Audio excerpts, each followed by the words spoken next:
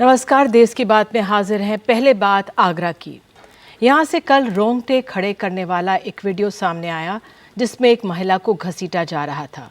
वो महिला गिड़गिड़ाते हुए अपने बचाव की अपील कर रही थी। कुछ दरिंदे उससे बदसलूकी कर रहे थे। बताया गया कि ये एक होम स्टे का वीडियो है। हालांकि अब 5 लोगों को पुलिस ने गिरफ्तार कर लिया है, जिसमें एक महिला भी शामिल है।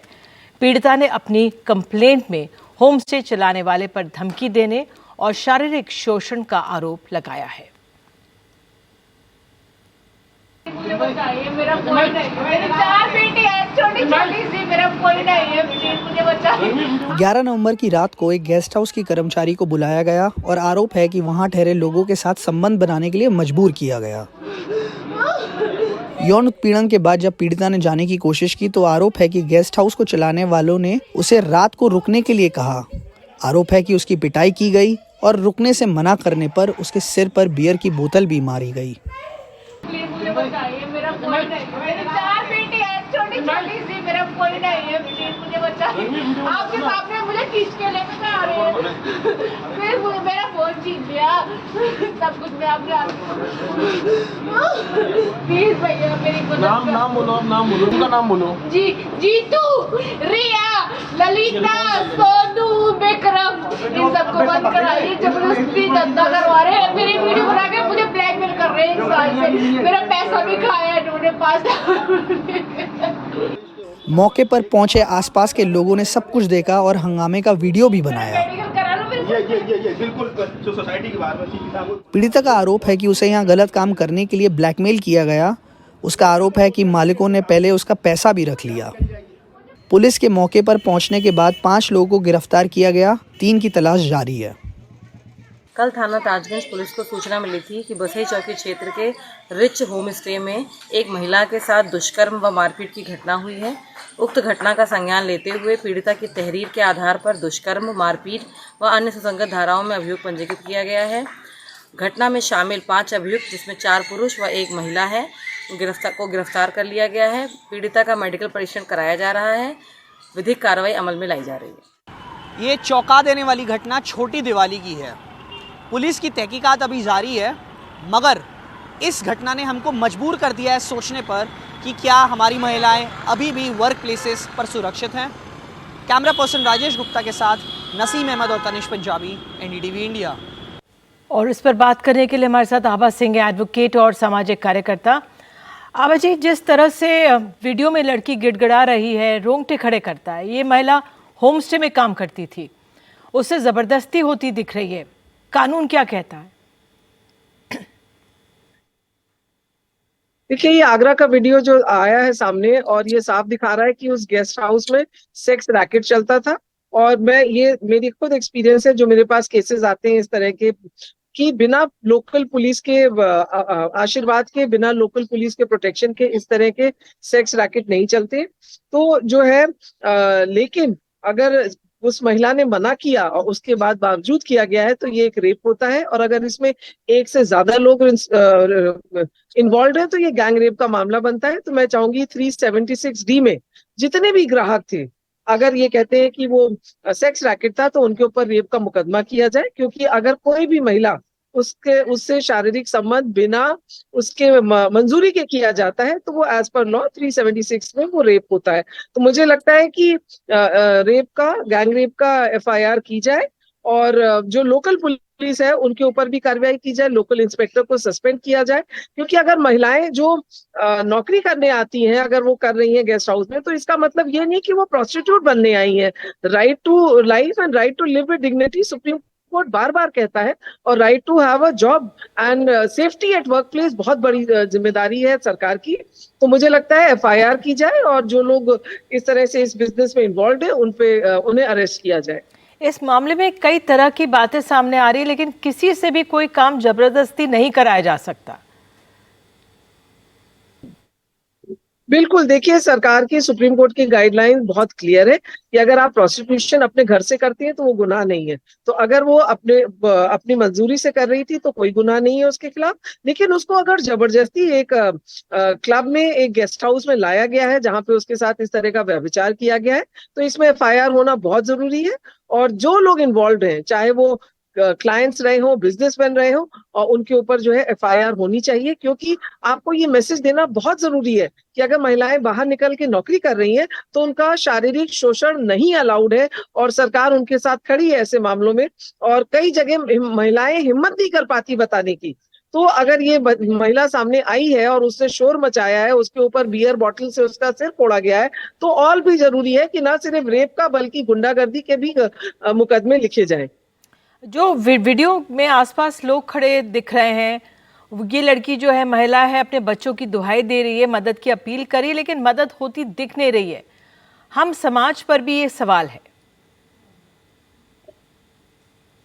बिल्कुल, मैं यही कह रही थी कि जो ये वीडियो सामने आया है, नहीं तो कई बार वीडियो आते ही नहीं। आप देखिए मणिपुर जैसी घटनाएं तो बहुत होती हैं, लेकिन बहुत कम होता है कि ये वीडियो सामने आते हैं। और ये आगरा का जो वीडियो है, और आगरा में मैं आपको बताती हूँ 50 रुपए में पोर्नोग्राफी के वीडियो बिकते हैं। अगर पुलिस रेड करे तो सामने पता चलेगा कि इस तरह का एक बिजनेस चलता है, वीडियो बना के आगरा में गली गली में 50 रुपए 100 रुपए में पोर्नोग्राफी के वीडियोज, रेप वीडियोज बिकते हैं।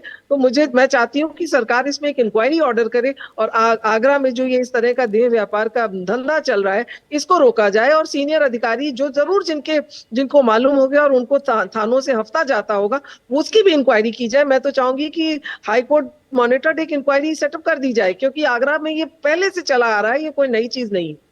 अब वर्कफोर्स हैरेसमेंट की आप बात करें, उत्तराखंड का भी मामला था, अंकिता का मामला सामने आया था, लड़की की जान चली गई थी।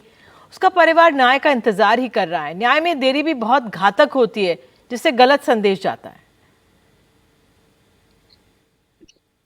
बिल्कुल निधि जी, आप बहुत सही कह रही हैं। जो ये कानून है ना, ये कानून जो हम जिसको बोलते हैं sexual harassment eight work place act, ये जो है इतना लीचड़ और इतना स्लो है कि जो महिलाएं कंप्लेन करती हैं तो पहले तो उनको कॉर्पोरेट सेक्टर की बात मैं बता रही हूँ, कॉर्पोरेट में उनका ट्रांसफर कर दिया जाता है या उनको टर्मिनेट कर दिया जाता है। मैंने एक पीआईएल भी सुप्रीम कोर्ट में डाली थी कि जो आईसीसी होती हैं कॉर्पोरेट सेक्टर में, मेरे पास तो ऐसे केसेस हैं कि जो आईसीसी की चेयरमैन है, चूंकि उसने कड़क कार्रवाई की है और ऊंचे ओहदे पे बैठे हुए कॉर्पोरेट सेक्टर के ऑफिसर्स को टर्मिनेट किया गया है, तो आईसीसी की चेयरमैन को भी अपनी नौकरी से हाथ धो देना पड़ा है।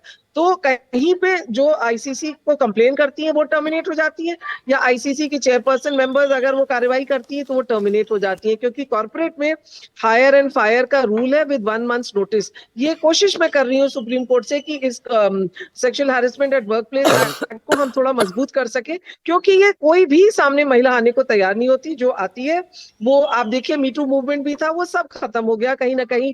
एक तो महिलाओं के पास पैसा नहीं होता कि वो कोर्ट केस कर सके, बड़े बड़े वकील ला सके, और जो सरकारी वकील होते हैं उनका हाल हम सब लोग जानते हैं।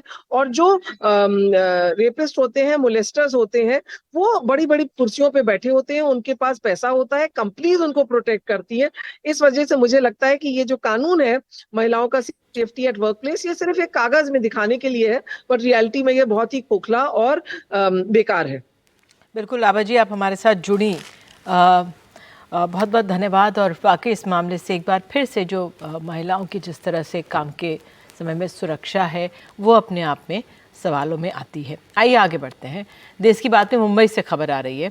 मुंबई के लोकमान्य तिलक टर्मिनस पर आज दोपहर उस समय अफरा तफरी का माहौल देखने को मिला जब आपको बता दें वहाँ पे किस तरह से जो रेलगाड़ी में चढ़ने के लिए अफरा तफरी मच गई, क्योंकि अब दिवाली के बाद छठ का समय आ रहा है। लोगों को बिहार जाना था, अपने उत्तर भारत में ये पर्व मनाया जाता है, तो लोग सीट पाने के लिए, आपको बता दें, लोग सीट पाने के लिए रेलगाड़ियों में बड़ी संख्या में चढ़ रहे थे और धक्का मुक्की हुई। आप देख सकते हैं किस तरह से ये परिस्थितियां बनी हुई तस्वीरों में, किस तरह से प्लेटफॉर्म पर लग रही ट्रेनों में कुछ लोग महिलाओं और बच्चों के साथ कई घंटे पहले से ही खड़े थे, और ट्रेन यार्ड में खड़ी होने की वजह से ट्रेन के अंदर ना ही पंखा चल रहा था और ना ही बिजली की व्यवस्था थी। और हमारे सहयोगी रौनक कुकड़े हमारे साथ मौजूद है। रौनक, तो अब छठ के लिए लोग जाएंगे, जो ये अफरा तफरी देखने को मिली, किस तरह की स्थिति थी, क्या अब हालात कुछ संभले हैं?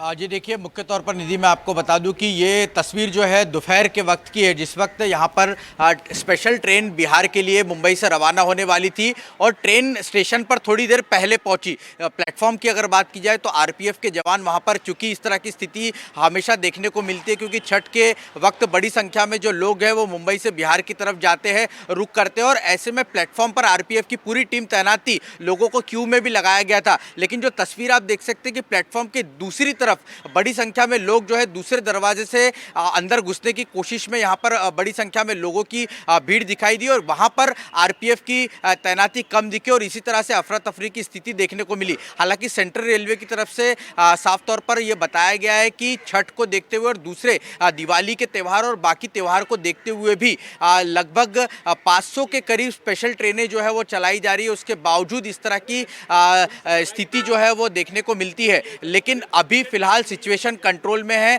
ये भी जानकारी सेंट्रल रेलवे की तरफ से दी गई है।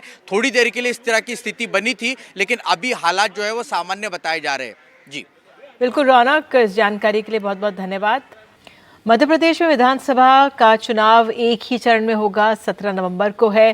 प्रचार खत्म होने में बस 2 ही दिन बचे हैं। ऐसे में कांग्रेस, बीजेपी सहित तमाम बड़े दल हर उम्मीदवार के लिए अपनी पूरी ताकत लगा रहे हैं। कई बार विपक्ष उन पर तंज कसता है, मजाक उड़ाता है। 2018 के विधानसभा चुनाव में उन्होंने काफ़ी लो प्रोफाइल रखा, फिर भी कांग्रेस सत्ता में आई। हम बात करने वाले हैं मध्य प्रदेश के पूर्व मुख्यमंत्री दिग्विजय सिंह से। पोलिंग बूथ पर एजेंट अपनी पूरी ईमानदारी के साथ बैठे, माहौल कांग्रेस के पक्ष में है और दावे के साथ कह सकता हूं कि 3 दिसंबर को जब नतीजा सामने आएगा तो कांग्रेस पार्टी को 130 सीटों से ज्यादा मिलेगी। मैं दावे के साथ इस बात को कह सकता हूं। बहुत बहुत धन्यवाद।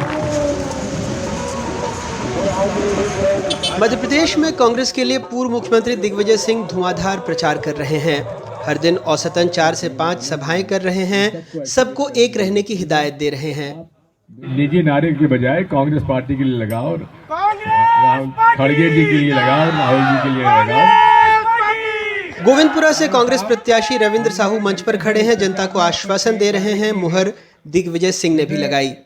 सड़क का जो बहुत स्थिति खराब है, नर्मदा जी का जल, हमने पूरी विधानसभा में सबसे बड़ी समस्या जो है नर्मदा जी की जल की है, तो मैंने घर घर जाके ये वादा किया आदरणीय राय साहब कि हम घर घर नर्मदा जी का जल पहुंचाएंगे।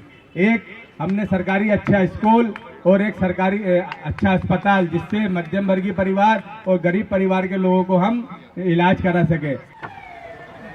मंच पर माला पहनाई जा रही है तो सारे साथियों को खुद एक फ्रेम में दिग्विजय सिंह ला रहे हैं।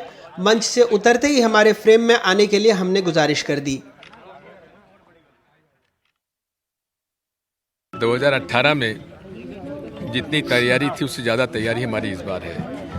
2018 में कमलनाथ जी को 5 महीने मिले थे, अब पिछले 5 साल से भी अध्यक्ष हैं। तैयारी हमारी ज़्यादा है। कितनी सीटों का अनुमान है सर, अगर एक फिगर? 130 प्लस। 130 प्लस।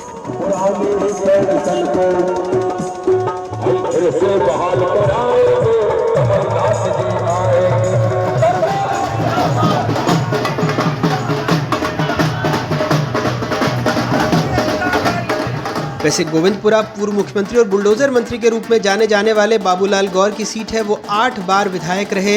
पिछले चुनाव में भोपाल की पूर्व महापौर कृष्णा गौर को टिकट मिला। प्रदेश के टॉप 10 मतों से जीतने वाले विधायकों में उनका नाम शुमार था। सो जनता से ही जानते हैं दोनों की नब्ज को। मध्य प्रदेश में चुनाव की चर्चा हो और पोहे और चाय के ऊपर बात ना हो, ऐसा तो हो नहीं सकता। जलेबी भी है। और चूंकि इस वक्त हम गोविंदपुरा विधानसभा में हैं, आज दिग्विजय सिंह जी की सभा थी तो बिक्री अच्छी हुई, लोग आए थे? सर बहुत भीड़ है इस समय, तो अभी बहुत भीड़ चल रही है। अच्छा, आप दोनों तरफ देख रहे हैं, वहाँ भी यादव साइड भी, इस साइड भी, तो दोनों तरफ। ज़्यादातर पार्टी के कार्यकर्ता आ रहे हैं या जो आपकी आम पब्लिक है इधर की वो भी आ रही है? नहीं, आम पार्टी वाले भी आ रहे हैं, सभी सभी जगह के आ रहे हैं। जी जी। मुद्दे क्या है आपके इलाके के? यहाँ के मुद्दे मेन है, रोड यहाँ पे बहुत ज़्यादा है। शिवनगर का मेन बहुत ज़्यादा है, बहुत ज़्यादा खराब है। शिवनगर में बहुत हालत खराब है। खराब है, बहुत हालत। आपने कह दिया रोड है तो मुझे लगा रोड है। शिवनगर का बहुत खराब है, बहुत ज़्यादा। वहाँ पे यानी मैं खुद पर्सनली गया हूँ, वहाँ पे लेडीज़ों से बात करी, उन लोगों के घरों में पानी भर जाता है बरसात में। अच्छा साहब देखिए, हम लोग जहाँ पे जैसे प्रचार के लिए जा रहे हैं तो बहुत ज़्यादा प्रॉब्लम है लोगों को। रोड नहीं है, नाली नहीं है, सीवेज की प्रॉब्लम है, लोगों के घरों के सामने सीवेज का पानी बह रहा है ना, साफ़ सफाई नहीं है नालियों की। तो सड़क और सीवेज दो सबसे बड़ी समस्याएं हैं। सड़क, सीवेज, बहुत गंदगी है यानी कि बिल्कुल। अच्छा, अगर अपन अपनी गोविंदपुरा विधानसभा में देखें तो यहाँ तो बहुत बेहाली है, ना रोड है ना सड़क है। मेरे गोविंदपुरा इंडस्ट्री में फैक्ट्री है, वहाँ आधे ज़्यादा मतलब अभी उस टाइम पे जब कांग्रेस सरकार थी तो 90 से 95% फैक्ट्रियाँ चल रही थी। अभी कम से कम 50% से 60% फैक्ट्रियाँ बंद है। अच्छा, लोग अभी रेंटल चढ़ा रहे हैं कोई काम करने के लिए। BHL में पहले 26,000 एम्प्लॉय थे, ऐसे 5,000 बचे। गोविंदपुरा बीजेपी का गढ़ है। 1972 में आखिरी बार कांग्रेस यहां से जीती थी, लेकिन 1977 से बीजेपी का ये मजबूत किला बन चुका है। देखते हैं इस बार ये किला टूटेगा या और मजबूत होगा। पूर्व मुख्यमंत्री दिग्विजय सिंह जी, इनको उम्मीद है कि जो कांग्रेस है वो मध्य प्रदेश में सरकार बनाएगी और 130 से ज़्यादा सीटें लेकर आएगी। भोपाल से अपने कैमरा सहयोगी रिजवान खान के साथ अनुराग द्वारी, NDTV इंडिया। और भोपाल में राहुल गांधी के रोड शो में भीड़ उमड़ पड़ी।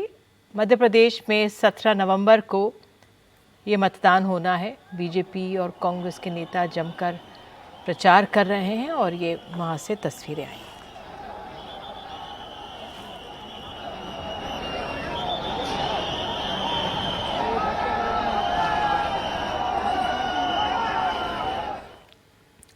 कर्नाटक बीजेपी ने प्रदेश बीजेपी अध्यक्ष के तौर पर BS येदियुरप्पा के बेटे BY विजेंद्र को चुना है, यानी बीजेपी की कमान येदियुरप्पा के हाथ में थमा दी गई है।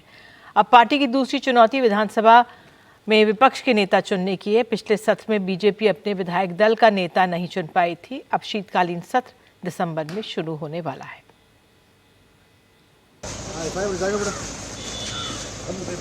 बीजेपी के कद्दावर लिंगायत नेता BS येदियुरप्पा के बेटे BY विजेंद्रा पर पार्टी आला कमान ने भरोसा जताया है।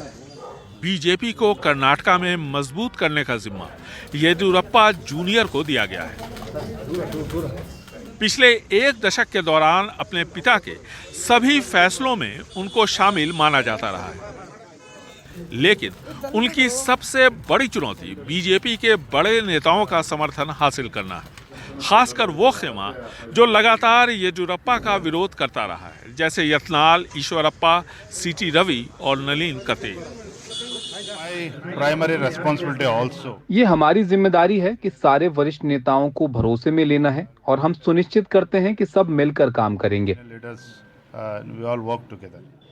विधायक BY विजेंद्रा पर पार्टी आलाकमान का भरोसा इस साल मार्च में विधानसभा चुनावों के वक्त दिखा था, जब अमित शाह ने येदियुरप्पा के हाथों से गुलदस्ता लेने से इनकार कर दिया और कहा कि ये गुलदस्ता वो विजेंद्रा के हाथों से ही लेंगे। इन सब के बीच अब बड़ा सवाल यह है कि क्या इस बार शीतकालीन सत्र के दौरान बीजेपी अपने विधायक दल का नेता चुन पाएगी, क्योंकि पिछले सत्र के दौरान विधानसभा की कार्रवाई बगैर विपक्षी दल के नेता के चली। शुक्रवार को विधायक दल का नेता चुनने के लिए बैठक होने जा रही है। वैसे R अशोक, डॉक्टर अश्वत्थ नारायण और सुनील कुमार के नाम की चर्चा विपक्ष के नेता के तौर पर हो रही है। येदियुरप्पा के बेटे और पहली बार विधायक बने BY विजेंद्रा पर पार्टी आला कमान ने भरोसा जताया है, उन्हें एक बड़ी जिम्मेदारी दी है। सवाल BY विजेंद्रा की क्षमताओं पर नहीं उठ रहे, लेकिन उनकी सबसे बड़ी चुनौती प्रदेश बीजेपी के येदियुरप्पा विरोधी खेमे के वरिष्ठ नेताओं को साथ लेकर चलने की है, जो आसान नहीं है। बेंगलुरु से कैमरामैन कुमार के साथ निहाल खुदवई, NDTV इंडिया। उधर पश्चिम बंगाल के दक्षिण 24 परगना में तृणमूल कांग्रेस के नेता की हत्या से हालात तनावपूर्ण हो गए हैं। TMC नेता सैफुद्दीन की हत्या के बाद उनके समर्थकों ने एक शख्स को पकड़ लिया और उसे पीट कर मारा। इस दौरान कई घरों में आग लगा दी गई। TMC नेताओं ने इस हत्या के पीछे CPM का हाथ होने का आरोप लगाया। हालांकि CPM ने आरोपों को खारिज कर दिया है। ये TMC की आंतरिक कलह का नतीजा बताया जा रहा है।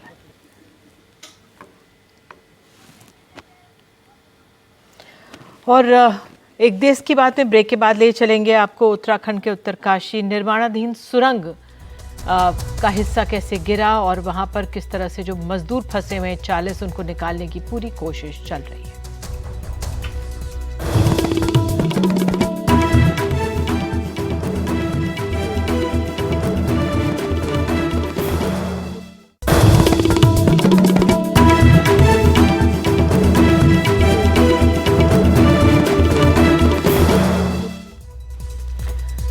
देश की बात में बात करते हैं अब उत्तराखंड की।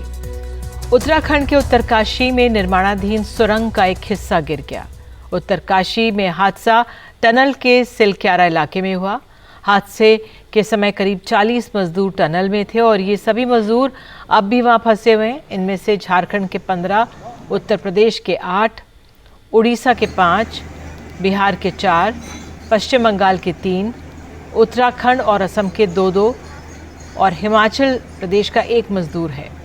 कल सुबह हुए हादसे के बाद से वहां राहत बचाव का काम चल रहा है। फिलहाल जो भी मजदूर टनल में फंसे हुए हैं सुरक्षित हैं। उन्हें देर रात पाइप के जरिए ऑक्सीजन, खाना पहुंचाया गया। साथ ही राहत बचाव दल उनसे लगातार वॉकी टॉकी पर बात भी कर रहा है। आपको बता दें, रेस्क्यू में एनडीआरएफ, एसडीआरएफ की टीम्स और स्थानीय पुलिस बल के जवान लगे हुए हैं। पूरी रात टनल के टूटे हिस्से में मलबा निकाला गया और ये काम अब भी जारी है।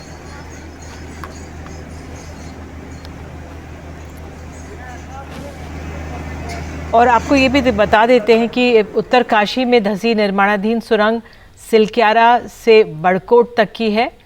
4.5 किलोमीटर लंबी सुरंग है और इसमें से 40 मीटर का जो हिस्सा है वो धंसा है। ये हम आपको ग्राफिक के जरिए दिखा रहे हैं। तो 4.5 किलोमीटर लंबी सुरंग है और 40 मीटर का हिस्सा इसमें धंस गया है। 40 मजदूर फंसे हैं। पाइप से भोजन, पानी और ऑक्सीजन यहां पर पहुंचाया जा रहा है। और उत्तरकाशी के सिलक्यारा से किशोर रावत की ग्राउंड रिपोर्ट देखते हैं।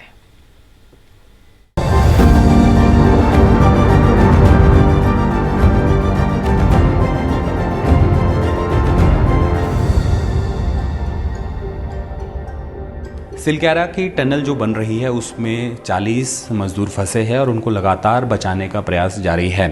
और इस में लगातार जो कंपनी के लोग हैं, इसके अलावा जो सुरक्षाकर्मी या फिर रेस्क्यू टीम है वो काम कर रही है। रात भर काम कर रही है, 24 घंटे से ज़्यादा हो चुके हैं। हमारे साथ नवयुग कंपनी जो इसके पास ये टेंडर है टनल बनाने का, उनके पीआरओ हमारे साथ मौजूद है। सर, अभी की क्या स्थिति है? अभी सर हमारे पूरी टीम लगी हुई, कल से लगातार रात भर काम चलता रहा।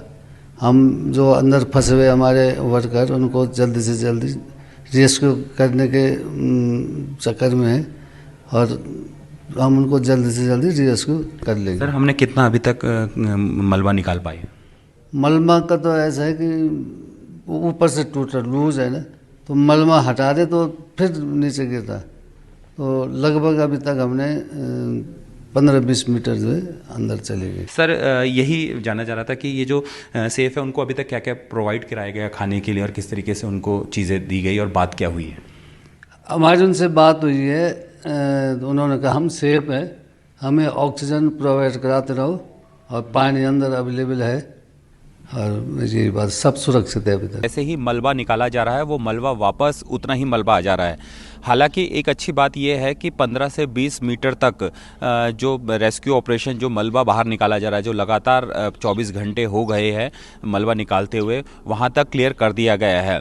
इसके अलावा कई आसपास के जो टनल खोद रही मशीनें थी उनको बुलाया गया है, उनको यहाँ रखा गया है स्टैंड बाई के लिए, क्योंकि लगातार मशीनें वहाँ पर चाहिए। एक मशीन अगर ख़राब होती तो दूसरी यूज़ की जाएगी। इसके अलावा जो एक पाइप के ज़रिए उनको खाना पहुँचाया गया है और ऑक्सीजन लगातार उनको दी जा रही है। हमारे साथ NHIDSL के डायरेक्टर और CFO अंशु जी मौजूद है। सर, मैं एक चीज़ जानना चाहता हूं कि ये कितना टफ है और किस तरीके से आप इसको देख रेख कर रहे हैं पूरा?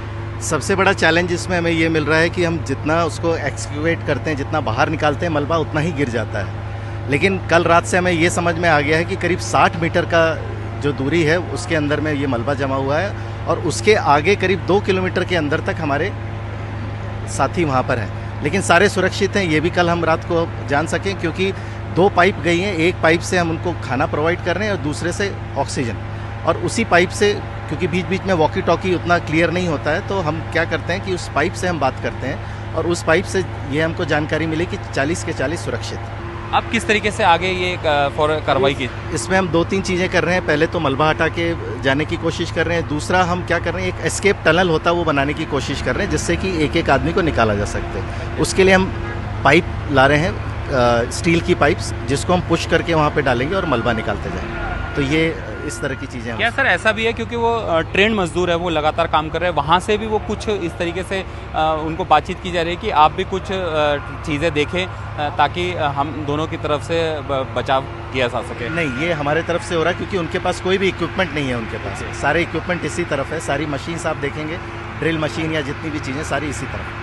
तो जल्दी ही वो बाहर निकल पाएंगे उम्मीद करते हैं? हमारी पूरी उम्मीद है जितने जल्दी हो सके उनको बाहर लाके उनके परिवारजनों के साथ उनको मिलेंगे। सिलकाला की टनल में रेस्क्यू ऑपरेशन लगातार चल रहा है, 24 घंटे से ज़्यादा हो चुके हैं, 40 मजदूर अंदर फंसे हैं, लेकिन उन तक ऐसी एक मशीन है, कंप्रेसर मशीन है, जिससे ऑक्सीजन भेजा जा रहा है।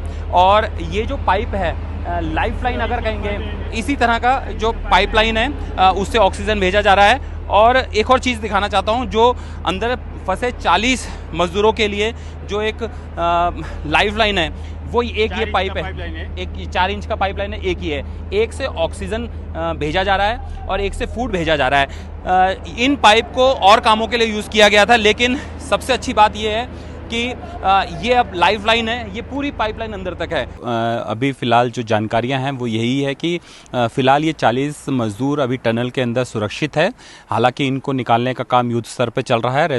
जो रेस्क्यू ऑपरेशन है वो लगातार तेज़ी से चल रहा है। मलबा बाहर मशीनों के माध्यम से बाहर निकाला जा रहा है।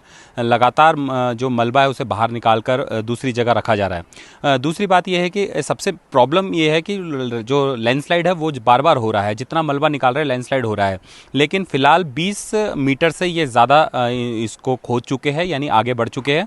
लगभग 50 मीटर का ये मलबा वहाँ पे लैंडस्लाइड हुआ था। फ़िलहाल जो तमाम जो कंपनी के कर्मचारी है, अधिकारी है, वो लगातार वहीं पे मौजूद है। इसके अलावा आसपास के जो कंस्ट्रक्शन के काम चल रहे थे और दूसरी तरफ जो सुरंग का काम चल रहा था, वहाँ से बड़ी मशीनें, जिसमें लोडर जो काफ़ी बड़ी, जिसकी बास्केट होती है, वो मलबा बहुत तेज़ी से निकालता है, उसको वहाँ पर लाया गया है।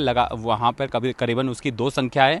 इसके अलावा 2 और मंगाई जा रही है। वहाँ पे ट्रक्स है और लगातार मुख्यमंत्री पुष्कर सिंह धामी भी वहाँ पर रेस्क्यू ऑपरेशन देखने पहुँचे थे। तो उम्मीद ये की जा रही है जल्दी इनको 40 लोगों को सुरक्षित बाहर निकाल लिया जाएगा। तो उम्मीद बरकरार है और कोशिशें बिल्कुल जारी हैं उत्तराखंड में 40 मजदूरों को सुरक्षित बाहर निकालने की। तो आइए देश की बात में आगे बढ़ते हैं और हैदराबाद का रुख करते हैं। हैदराबाद में बड़ा हादसा हुआ है। नामपल्ली इलाके के एक अपार्टमेंट में भीषण आग से 9 लोगों की मौत हो गई और हादसे में कई लोग गंभीर रूप से घायल हुए हैं। पुलिस के अनुसार अपार्टमेंट के ग्राउंड फ्लोर पर एक कार को रिपेयर किया जा रहा था। इस दौरान आग लगी और पास में रखे केमिकल ड्रम तक पहुंच गई और इसके चलते जो आग थी वो भड़क गई और ऊपर की 5 मंजिलें इसकी चपेट में आ गई।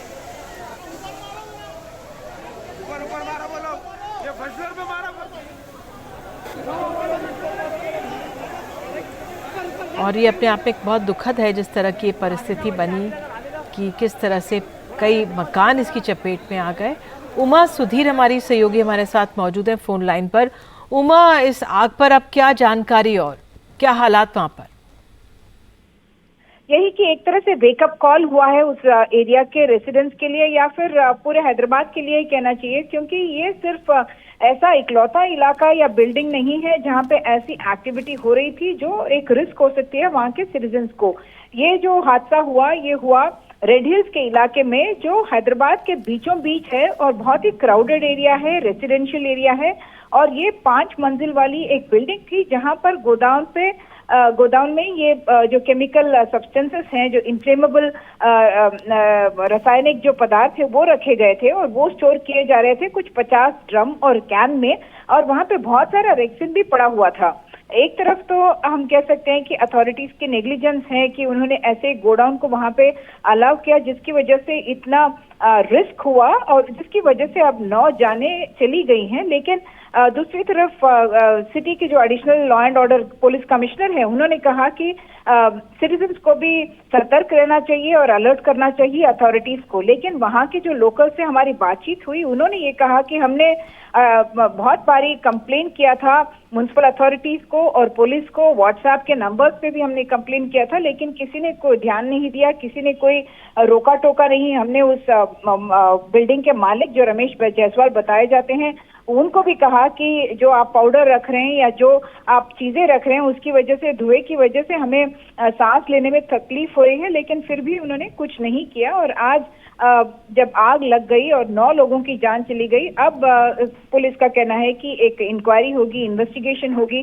कांग्रेस के लीडर हनुमंतराव, उनका कहना है कि हर एरिया में ऐसे यूनिट्स को बाहर कर देना चाहिए ताकि वो रेजिडेंशियल एरियाज में ना रहें और ऐसे रिस्क ना रहें। और वो इसमें दोषी ठहराते हैं इलेक्ट्रिसिटी डिपार्टमेंट को भी और म्युनिसिपल अथॉरिटीज को भी, क्योंकि लाइसेंसिंग या जो भी पावर कनेक्शंस वगैरह देते हैं वो तो उनके परमिशन से ही होता है। तो उनका कहना ये है कि इसमें पूरा एक मिली भगत है और करप्शन हर जगह दिख रहा है और इसी वजह से ऐसे हादसे हुए हैं। और उन्होंने दूसरे जो मामले हुए हैं इसके पहले, सिकंदराबाद में एक फायर हुआ है, बोलकपुर में एक फायर हुआ है, उनकी भी उन्होंने एग्जाम्पल्स दिए।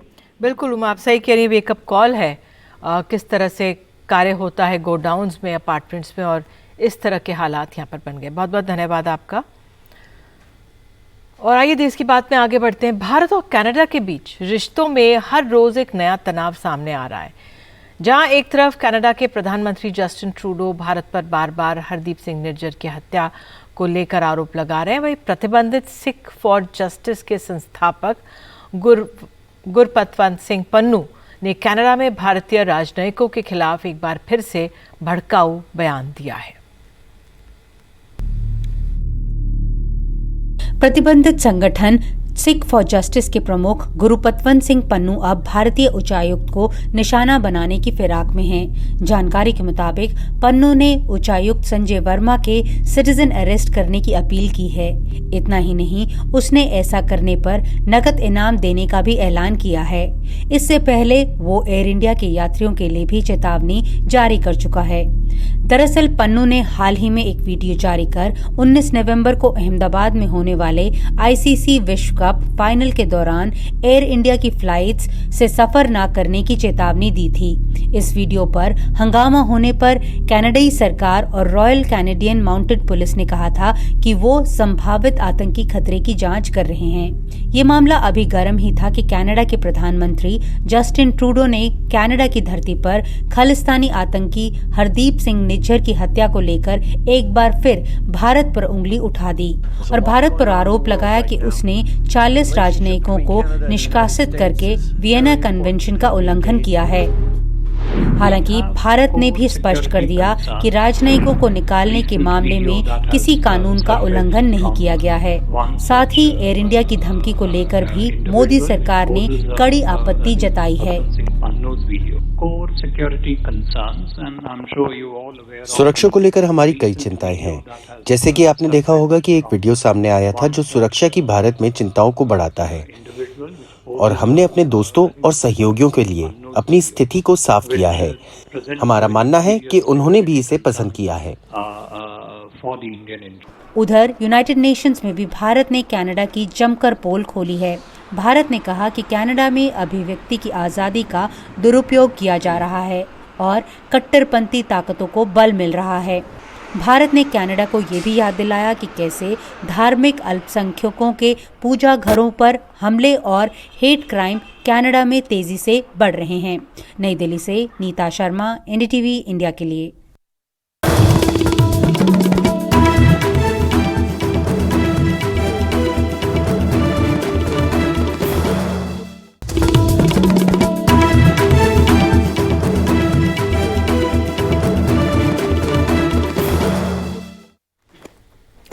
नोएडा में दिवाली की रात हुए हिट एंड रन केस में 2 मामले सामने आए।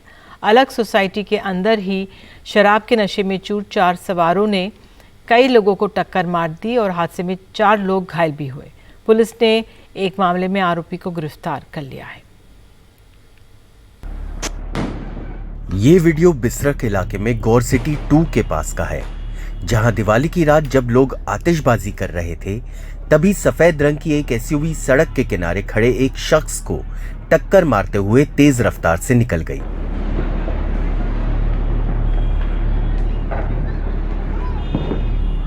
कुछ लोग कार के पीछे भी भागे, लेकिन कार सवार फरार हो गया। इस घटना में युवक बुरी तरह घायल हो गया और उसके पैर में फ्रैक्चर हो गया। पुलिस ने इस मामले में आरोपी कार चालक को गिरफ्तार कर लिया है। दूसरा मामला नोएडा के सेक्टर 119 से आया है, जहां बीती रात करीब 11 बजे एल्डिको आमंत्रण सोसाइटी के गेट नंबर 2 पर एक लाल रंग की कार ने सोसाइटी के बाहर आतिशबाजी के दौरान कई लोगों को टक्कर मारी। इस हिट एंड रन मामले का भी वीडियो वायरल हो रहा है। इस घटना में 3 लोग घायल हो गए, जिनका इलाज चल रहा है। कल रात का ये वीडियो है और कल रात जब सूचना मिली तो तुरंत ही पुलिस मौके पर पहुंची और तीनों घायलों को उपचार के लिए कैलाश अस्पताल एडमिट कराया गया। इस समय तीनों लोग खतरे से बाहर हैं और तीनों का उपचार चल रहा है। इसमें मुकदमा पंजीकृत कराया जा चुका है और 4 टीमें लगी हैं जो जल्द ही अभियुक्त को हिरासत में लेंगी। दोनों ही मामले दिखाते हैं कि कैसे त्योहार के जश्न के नाम पर लोग हुड़दंग करते हैं। दोनों ही घटनाओं की फुटेज देखकर लगता है कि किस तरह से कार सवार जानबूझकर अपनी कारों से लोगों को कुचल रहे हैं। इसके साथ ही ऐसा भी लगता है कि दोनों ही कार सवार शराब के नशे में थे। अब इस मामले में तमाम लोग पुलिस से कड़ी कार्रवाई की मांग कर रहे हैं। नोएडा से कैमरामैन मोहम्मद मुरसलीन के साथ मैं मुकेश सिंह सेंगर, एनडीटीवी इंडिया। पिछले 6 सालों में इस बार की दिवाली की सुबह AQI के मामले में ठीक रही। हालांकि पटाखों ने मुसीबत बढ़ाई और दिवाली के दिन शाम होते होते एयर क्वालिटी इंडेक्स में करीब 70 पॉइंट्स का इजाफा हो गया। बहरहाल हवा दमघोटू बनी हुई है।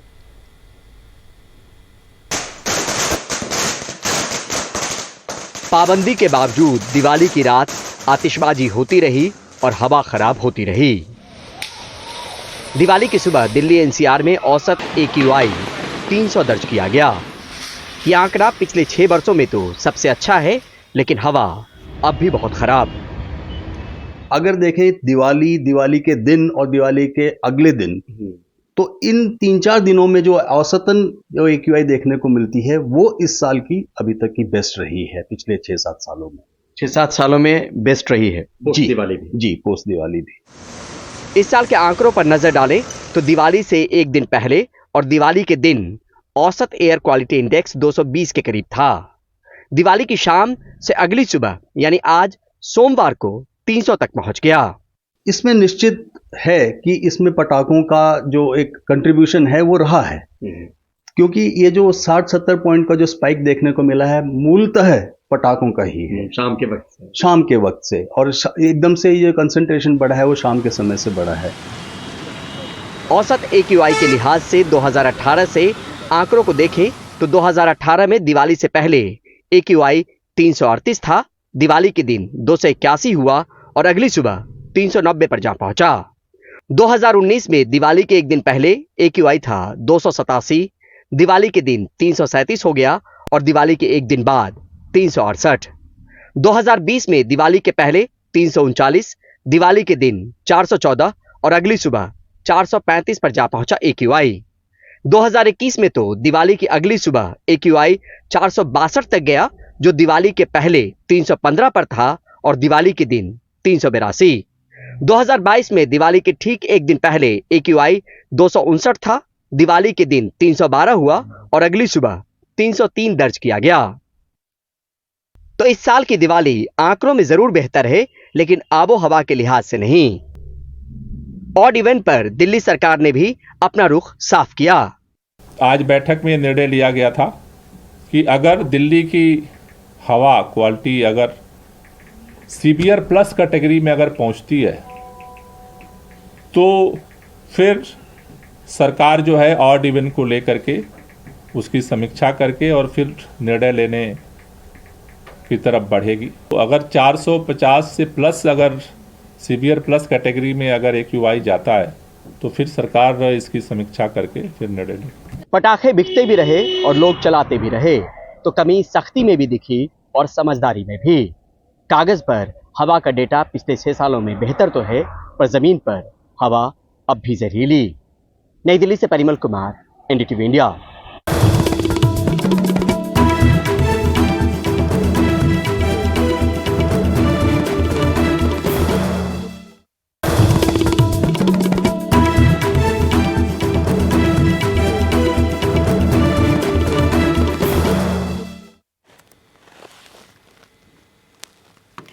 और आपको बता दें, सलमान खान की फिल्म टाइगर 3 दिवाली पर रिलीज़ हो गई है।